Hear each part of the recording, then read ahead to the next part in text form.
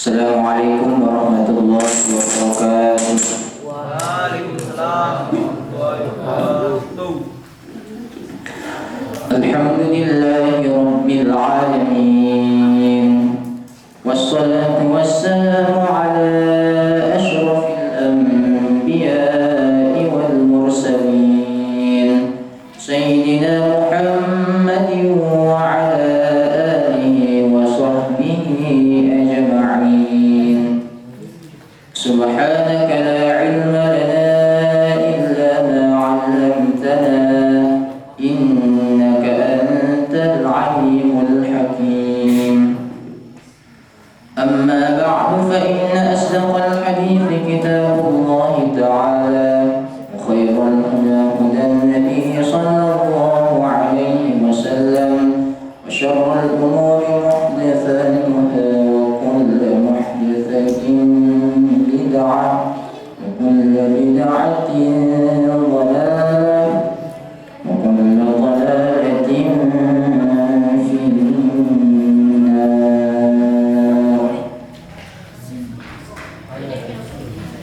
وقال المصنف رحمه الله تعالى ونفعنا وإياكم بعلومه في الدارين آمين. عن جابر بن عبد الله رضي الله عنه أن النبي صلى الله عليه وسلم قال أعطيت خمسا لم يعطهن أحد قبلي.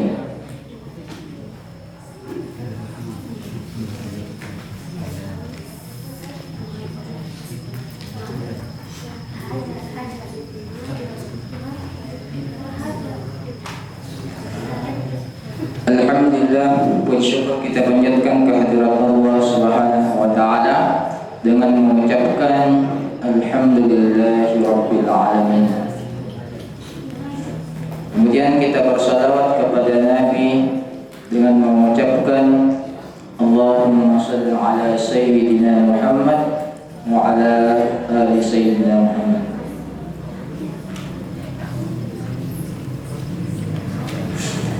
Tidak lupa pula kita kirimkan bacaan surat Al-Fatihah kepada musannif pengarang kitab Bulughul Maram Al-Hafidz Ibnu Hajar Al-Asqalani. Al-Fatihah.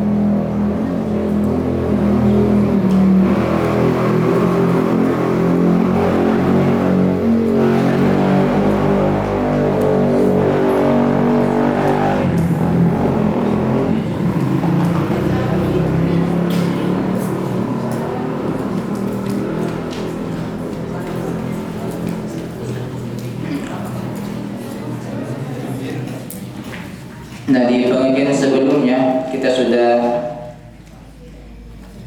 menghabiskan hadis-hadis di bab tentang mandi wajib.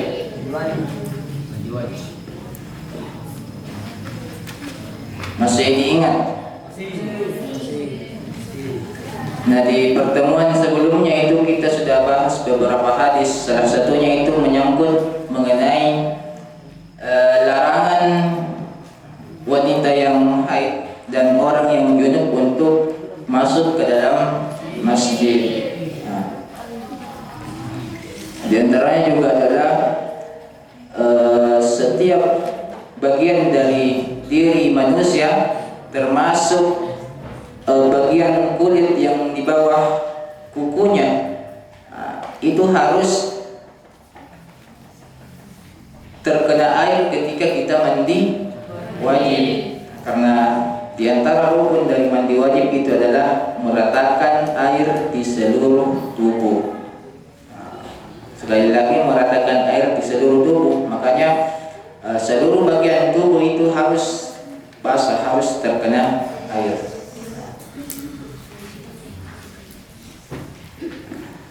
Di malam ini insyaallah kita akan masuk ke bab tayammum. Nah, tayammum ini itu masih berkaitan dengan taharah atau bersuci. Jadi kita tidak terlepas dari pembahasan bersuci ini, ya. Nah, yang pertama itu kan kita bahas mengenai air. Nah, kemudian tentang apa lagi? Ada yang masih ingat? Tentang bejana-bejana tempat atau wadah air itu. Nah, kemudian tentang menghilangkan najis, tata cara beristinja, kemudian wudhu. Kemudian yang terakhir kemarin adalah tentang mandi wajib. Nah, sekarang kita sudah masuk di bab tayamum. Tayamum ini juga merupakan bagian dari thaharah atau bersuci. Babut tayammumi. Babut tayammumi. Bab tentang tayammum.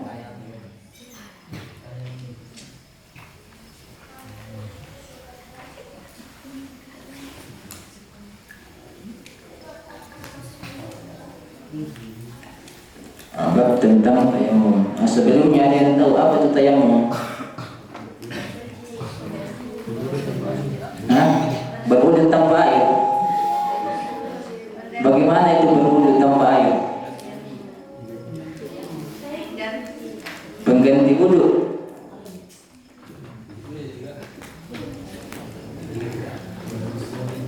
Ada yang pernah tayamum? Ada? Kenapa tayamum?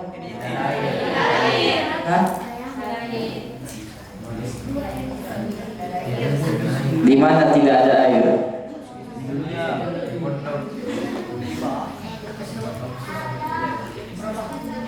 Nah, jadi babut tayammumi. Nah, di sini kata at-tayammumi, nah, itu ada catatan khususnya di footnote-nya. At-tayammum lughatan. Jadi tayammum itu secara bahasa. Nah, jadi pengertian tayammum secara bahasa al-qasdu. Al-qasdu itu kalau diartikan menuju.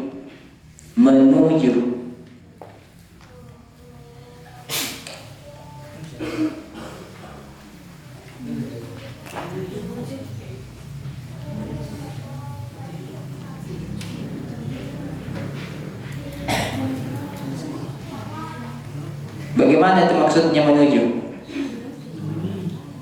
Ya, jadi ini pengertian secara bahasanya, ya. Al-qasdu. Al-qasdu itu juga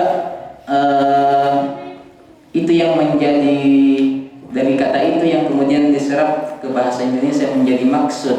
Nah, maksud itu kan maksud kita, contoh maksud kita berbicara itu kan itu yang menjadi tujuan kita. Nah, kenapa kita berbicara seperti ini? Karena kita punya maksud. Nah, itu secara bahasa, ya. At-tayammum lughatan al-qasdu, menuju. Wa syar'an, dan secara istilah. Secara istilah, jadi tayammum secara istilah al-qasdu ila as-sa'idi limashil wajhi wal yadaini biniyatin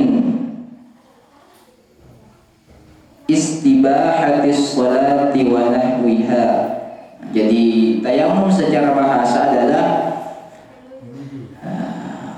al-qasdu ila as-sa'idi, ya, menuju ke apa as-sa'idi?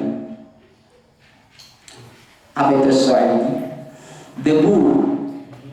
Jadi kita menuju ke debu, ya. Al-qasdu ila as-sa'idi,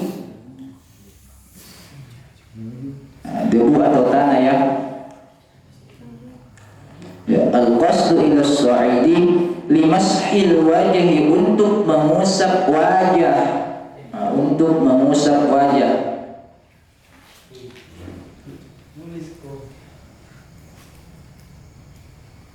Tulis sebentar, disuruh praktek tayamum tidak tahu, bagaimana kalau tidak ada air?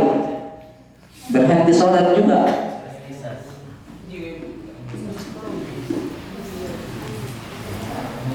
Ya, limashil wajhi untuk mengusap wajah, wal yadaini dan kedua tangan. Ya, jadi kita itu beralih ke debu atau tanah untuk mengusap wajah dan tangan. Ya. Biniyati istibahati sholati, biniyati dengan niat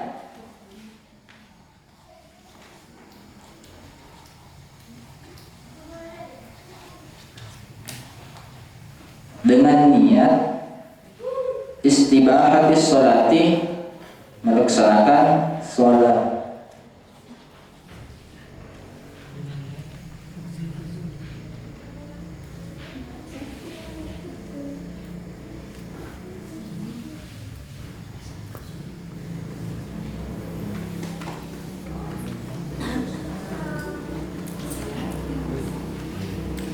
Wa nahwiha dan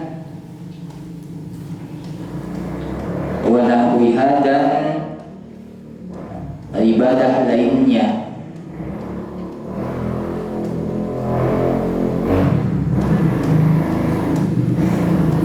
Ibadah lainnya. Nah, jadi sudah tahu pengertian tayamum. Nah, jadi sekali lagi tayamum itu kita menggunakan tanah atau debu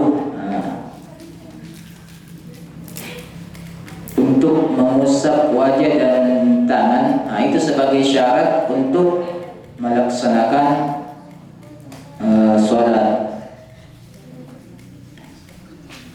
Jadi tayamum itu adalah sudah benar tadi pengganti wudhu. Kalau misalkan kita tidak mendapatkan air, ya, pertama kita tidak mendapatkan air, kemudian yang kedua kita mendapatkan air tapi kita tidak bisa menggunakan air. Nah, contoh misalnya ada yang terkena penyakit misalnya terkena penyakit tidak bisa kena air, itu diperbolehkan untuk tayamum. Jadi selama ada air, ya, selama ada air dan aman-aman saja kalau pakai air, ya silakan berwudu, tidak usah tayamum. Ya. Apalagi sekarang musim hujan, banyak di air. Kalau tidak ada di belakang air masih banyak di sini. Nah, banyak juga di belakangnya lagi. Nah, cari air dimanapun ada air. Jangan dijadikan alasan untuk tayamum.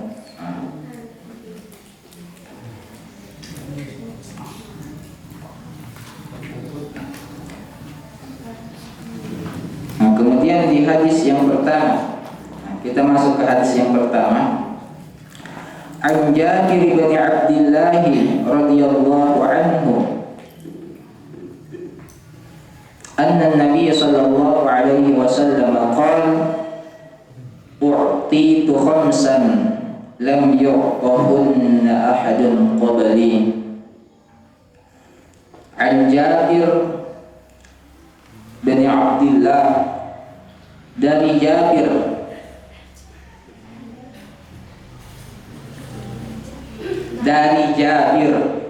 sahabat Jabir, salah satu sahabat Nabi sallallahu alaihi wasallam, namanya Jabir bin Abdullah. Jabir bin Abdullah, Jabir bin Abdullah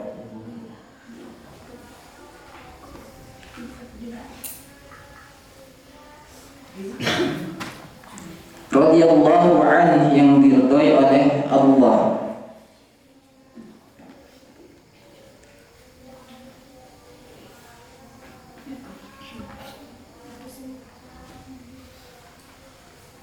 Saya tanya lagi untuk merefresh ingatan kita,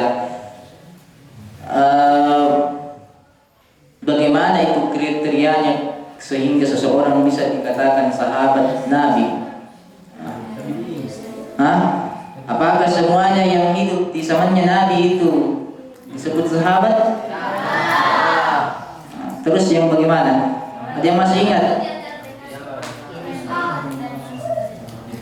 Jadi 3 itu kriterianya nih, 3. Yang pertama Islam. Ya oke, masuk Islam, dia ikuti ajaran Nabi. Yang kedua adalah pernah bertemu dengan Nabi. Kemudian yang ketiga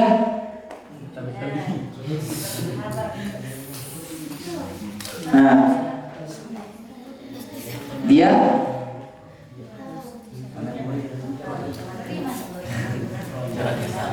mengikuti ajaran Nabi, itu adalah dia masuk di beragama Islam.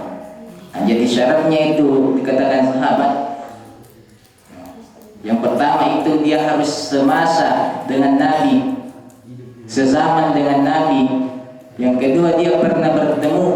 Jadi walaupun dia semasa hidupnya sezaman dengan Nabi, hidup di tahun yang sama misalnya, tapi tidak pernah bertemu, maka itu tidak dikategorikan sebagai sahabat. Kemudian yang terakhir adalah dia mengikuti ajaran Nabi, dia beragama Islam. Maka Jabir bin Abdullah ini merupakan salah satu sahabat dari Nabi. Artinya dia memenuhi yang 3 kriteria tersebut. Anna Nabi sallallahu alaihi wasallam qala, bahwasanya Nabi sallallahu alaihi wasallam telah bersabda,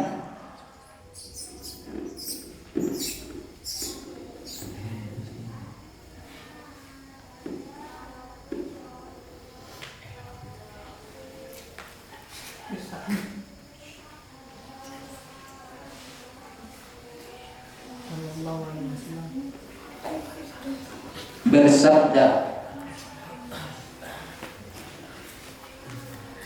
Jadi Nabi sallallahu alaihi wasallam bersabda, "U'titu khamsan lam yu'tahunna ahadun qabli, nusirtu bir-ra'bi masirata syahrin wa ju'iltu lil ardi masjidan wa tahuran fa ayyuma rajulin adrakathu salatu falyusalli." Kata Nabi, u'titu khamsan. U'titu, apa artinya u'titu?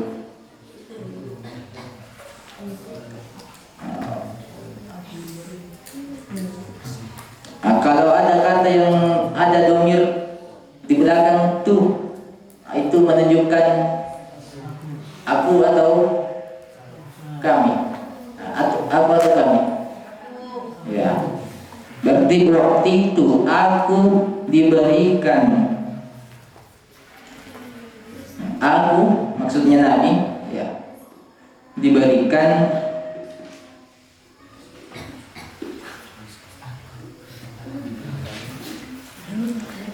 khamsan. Apa khamsan? Ya.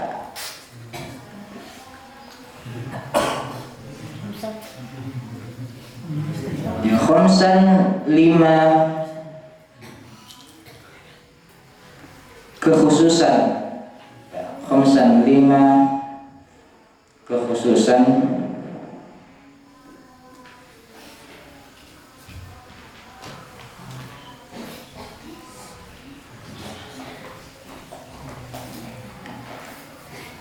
Kata Nabi, aku diberikan 5 perkara, ya 5 perkara yang dikhususkan kepada Nabi. Lam yu'tahunna, yang tidak diberikan, yang tidak diberikan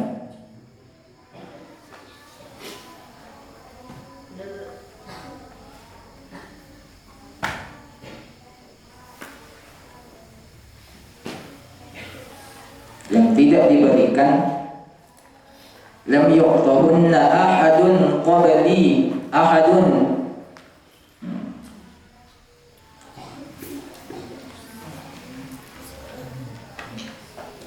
Ahadun di sini diartikan satupun nabi.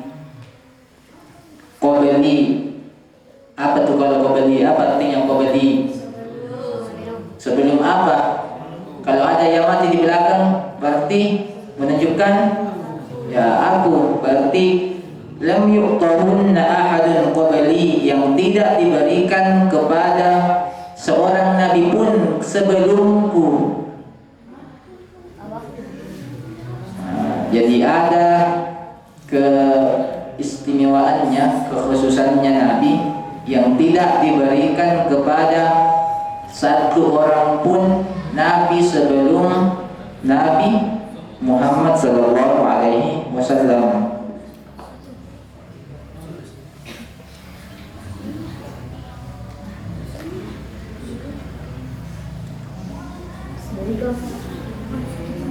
Nah, yang tidak diberikan kepada satu orang pun Nabi sebelumku.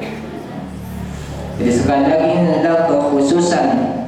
Kekhususan artinya cuma Nabi Muhammad SAW yang diberikan. Akan tetapi tidak boleh kita bersempit pemikiran kita bahwa cuma 5 hal ini yang menjadi kekhususan Nabi. Ya, ada banyak kekhususan Nabi, bukan cuma yang 5 ini. Tapi yang disebutkan oleh Nabi dalam sabdanya yang ini hanya 5. Di samping itu ada banyak sekali kekhususannya Nabi, banyak yang tidak diberikan kepada nabi-nabi yang lain. Disebutkan yang pertama, nusirtu birru'bi. Nusirtu,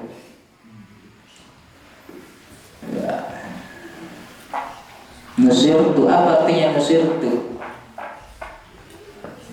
Nusirtu itu dari kata nasoro. Apa artinya nasoro? Nasoro yang dimasuki dhamir ana. Apa artinya nasoro? Ya, menolong. Berarti kalau nusirtu dimasuki dhamir ana, berarti ya, tuh berarti saya, ya saya. Kata Nabi, nusirtu, aku ditolong.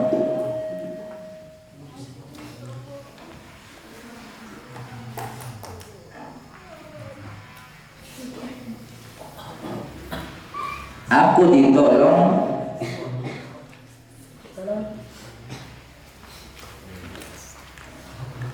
birru'bi.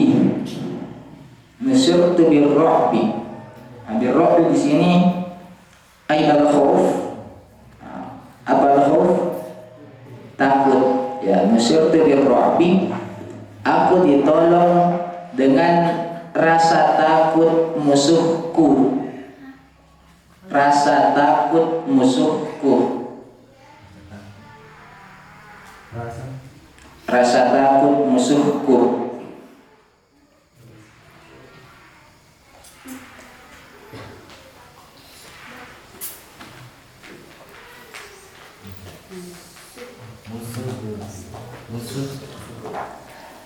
Masirata syahrin. Masirata syahrin, sejarah perjalanan 1 bulan. Sejarah perjalanan 1 bulan. Sejarah perjalanan 1 bulan.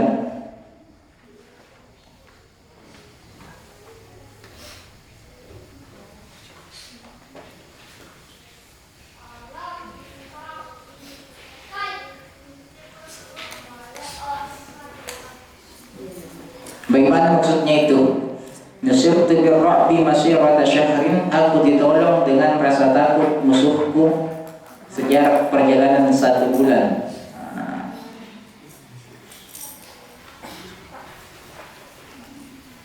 Maksudnya salah satu kelebihan, keistimewaan yang diberikan Nabi adalah itu Nabi belum bertemu dengan musuhnya.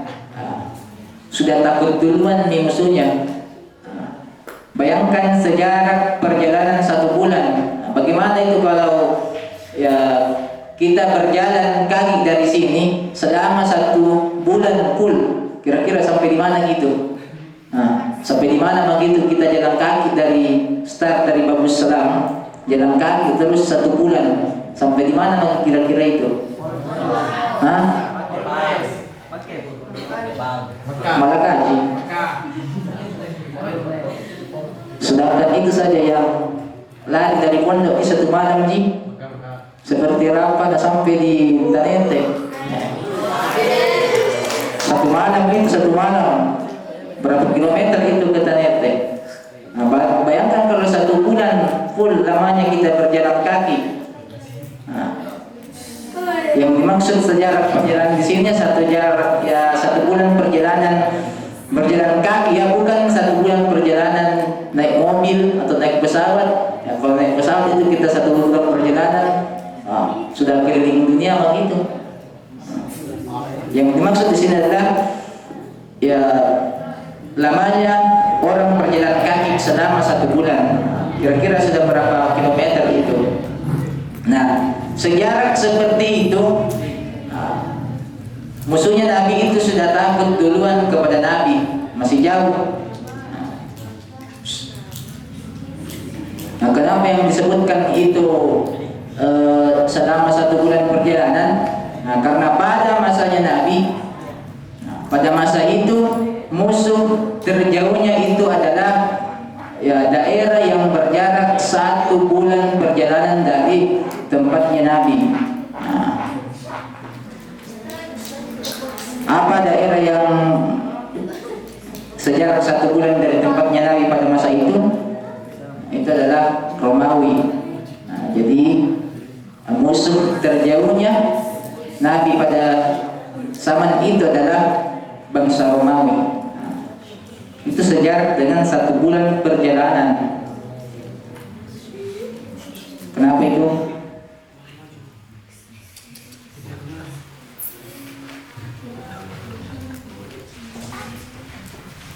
Jadi sekali lagi keistimewaannya Nabi yang tidak diberikan kepada nabi-nabi sebelumnya. Sekalipun Nabi sebelumnya tidak diberikan, hanya Nabi yang diberikan itu adalah diberikan musuhnya rasa takut. Bahkan dengan jarak 1 bulan lamanya. Kira-kira di sini ada yang ditakuti sama orang walaupun belum dilihat mukanya?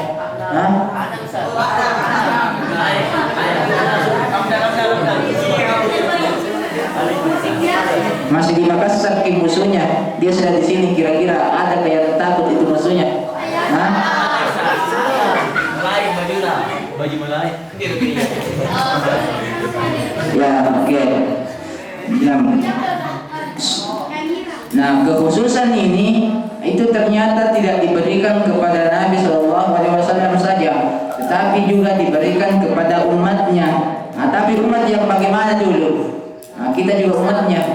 Nah, tidak ada di musuh yang takut begitu. Nah, jadi diberikan kepada umatnya yang betul-betul mengikuti Nabi SAW. Contohnya ada Khalifah Umar bin Khattab. Itu kan Khalifah Umar bin Khattab sangat ditakuti oleh lawannya, sangat ditakuti oleh musuhnya, disegani oleh kawan maupun lawan. Itu Umar bin Khattab. Jadi umatnya Nabi juga diberikan kekhususan seperti ini. Jadi mungkin ada pemimpin-pemimpin di luar sana yang juga ditakuti seperti itu, selama dia betul-betul mengikuti ajaran Nabi SAW. Nah, kalau presiden kita di sini, apakah ditakuti juga oleh musuhnya? Ya Allah alam.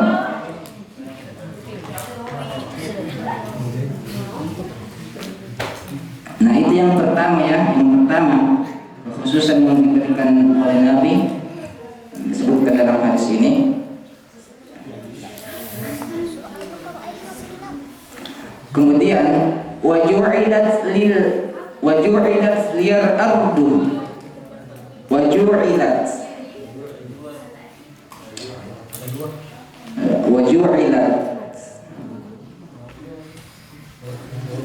dan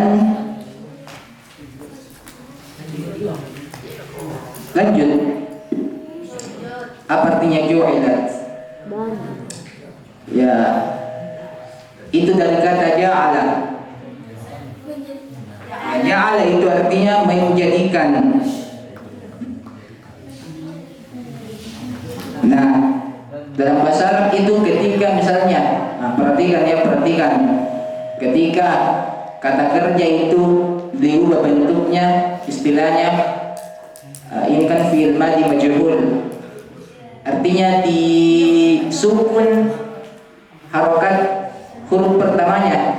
Perhatikan, asal katanya kan ja'ala, disukun harokat huruf pertamanya. Huruf apa pertama? Ya, bukan disukun, di dhamma menjadi ju. Ini kan sehingga menjadi kata ju'ila. Maka artinya itu adalah di, bermakna di, berarti bukan lagi menjadikan, dijadikan. Wa ju'ila, dan dijadikan liyar ardu,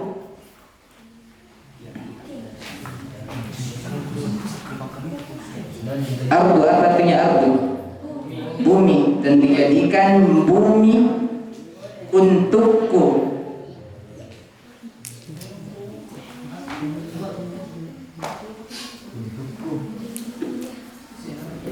Dan dijadikan bumi untukku masjidan wa tahuran. Dijadikan bumi untukku sebagai masjid wa tahuran, dan tempat bersuci. Nah, bagaimana maksudnya itu? Jadi seluruh permukaan bumi ini dijadikan masjid dan juga tempat untuk bersuci.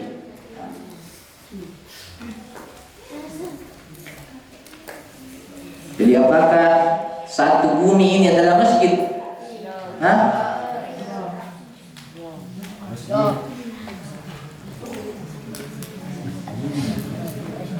Ya, saya bertanya, apa itu artinya masjid? Nah, apa itu artinya masjid? Masjid itu asal katanya kan dari kata sajadah, yasjudu, artinya sujud. Kalau masjid, ya tempat untuk bersujud. Nah, jadi seluruh tempat di permukaan bumi itu artinya bisa ditempati untuk sholat. Ya, bisa ditempati untuk sholat, kecuali mungkin ada beberapa tempat yang diharamkan kita untuk sholat. Ya, itu ada hadisnya di bab sholat. Nah, ada beberapa tempat yang dilarang kita untuk sholat di atasnya. Selebihnya itu dimanapun sedangkan sholat.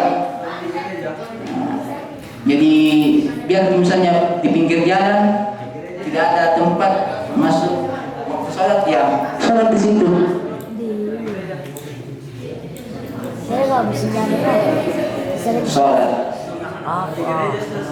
Sholat saja. Ada itu sejarahnya gereja yang dijadikan masjid.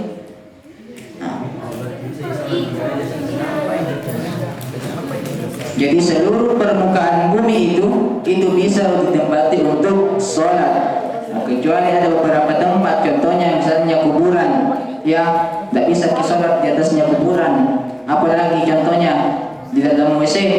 Adakah yang pernah sholat dalam WC? Hah? Tidak boleh orang sholat dalam WC. Apalagi misalnya di kandang sapi misalnya. Ada pun di sini yang pernah didapat waktu sholat Jumat di kandang sapi. Nah, sholat Jumat di kandang sapi kan?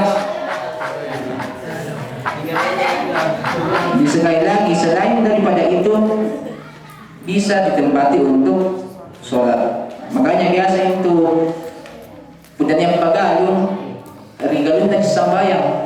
Nah, biasa ada orang petani di kebunnya di sholat, nah, itu diperbolehkan.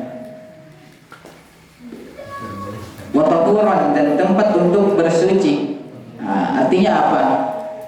Tanah itu bisa ditempati untuk bersuci.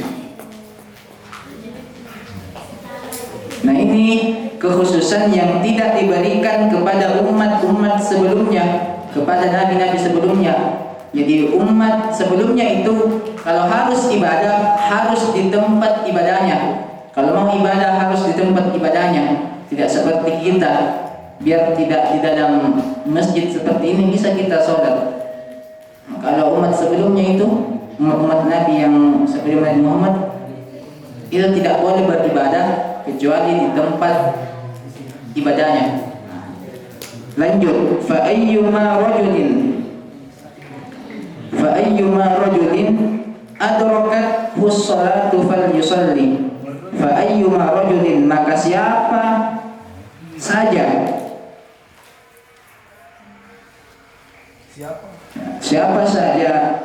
adrakat hus-salatu, yang menemui waktu sholat,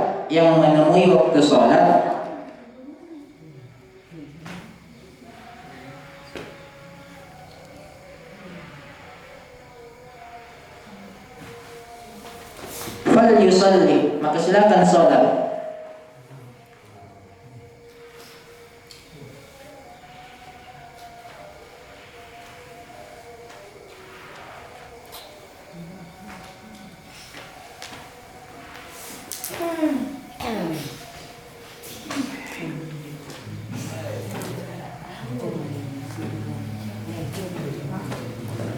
Silakan sholat. Nah, itu yang kedua. Wa dzakarul haditsa. Jadi kalau di hadis ini yang disebutkan itu cuma dua dulu. Nah, tapi poin yang ketiga itu kekhususan yang diberikan kepada Nabi adalah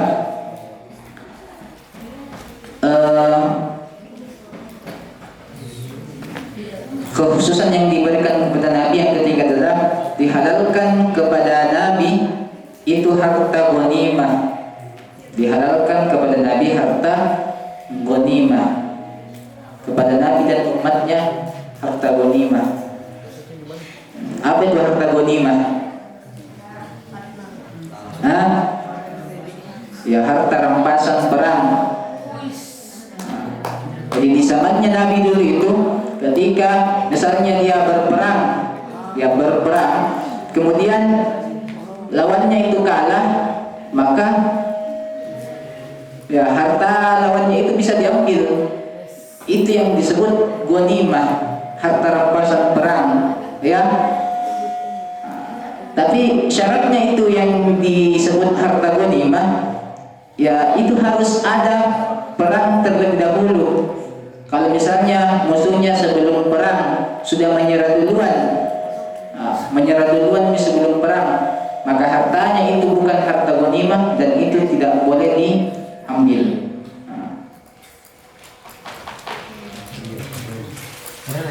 Nah, kekhususannya Nabi, karena sebelum Nabi itu harta seperti itu tidak boleh dimanfaatkan oleh Nabi dan umatnya, tidak boleh. Jadi dalam satu riwayat dijelaskan di sebelum-sebelumnya Nabi itu ketika ada harta rampasan perang yang berperang misalnya, kemudian kalah musuhnya, kemudian hartanya itu ketika dikumpulkan, maka itu kemudian Allah mengirim api untuk membakar harta tersebut. Jadi tidak bisa dimanfaatkan itu harta. Maka itulah kekhususan yang diberikan kepada Nabi dan umatnya. Kemudian yang keempat, kekhususan yang diberikan kepada Nabi, wa u'titu syafa'ata, dan aku diberikan syafaat.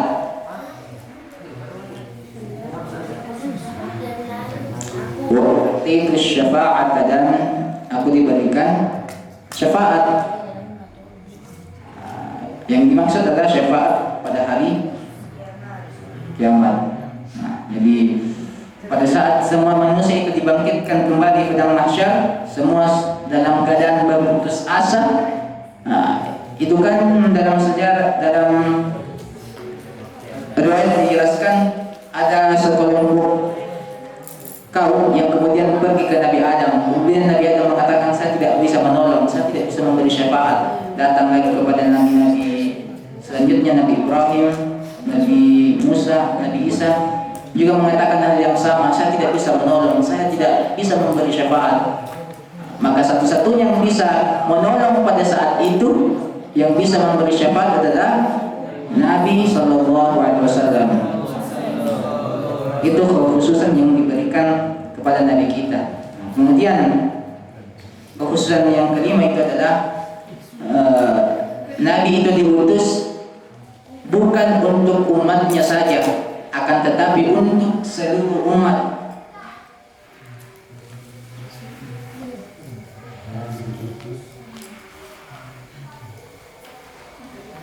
Jadi Nabi itu diutus bukan hanya untuk bangsa Arab saja, tapi untuk seluruh umat. Meskipun Nabi itu berasal dari bangsa Arab, tapi tidak dikhususkan hanya untuk bangsa Arab tok saja, tapi untuk seluruh umat.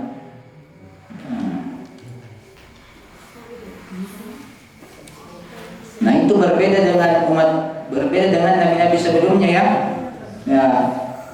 Nabi Musa diutus untuk kaum apa? Untuk Bani Israel. Nabi Isa juga seperti itu. Dalam Al-Quran juga disebutkan kalau Nabi Soleh, apa nama kaumnya? Ada dalam Al-Quran, wa ila Thamuda akhahum Salihah. Jadi kaumnya Nabi Soleh itu namanya kaum Samud. Hanya diutus untuk kaum itu saja. Nabi Hud diutus untuk kaum Bani Ad, wa ila Adin akhahum Huda. Jadi keistimewaannya Nabi itu adalah diutus untuk seluruh umat manusia ila yaumil qiyamah.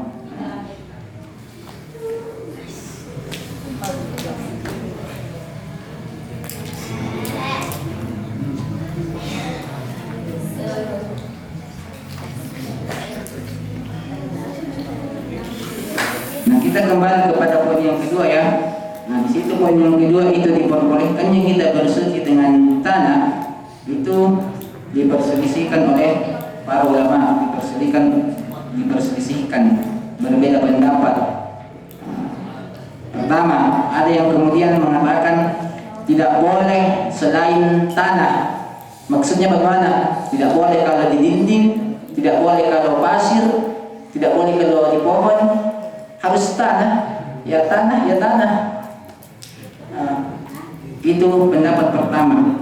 Yang kedua, ada yang mengatakan bahwa seluruh permukaan bumi itu bisa, termasuk pepohonan di dinding. Jadi misalnya ditempelkan tangan kita di dinding atau di pohon kemudian ditepuk-tepuk, maka itu sudah diperbolehkan. Karena itu kan menyatu dengan permukaan bumi.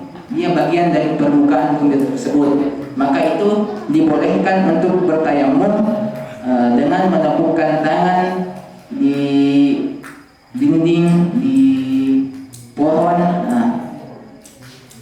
seperti itu. Dalilnya apa? Dalam Al-Quran kan ada ayat yang surah apa itu? Fatayammamu su'idan, maka bertayamumlah kalian dengan permukaan bumi itu, tanah itu ya. Artinya seluruh permukaan bumi itu ya, tidak dikhususkan hanya tanah yang kita lihat. Itu artinya bisa di dinding, bisa di pohon, itu diperbolehkan.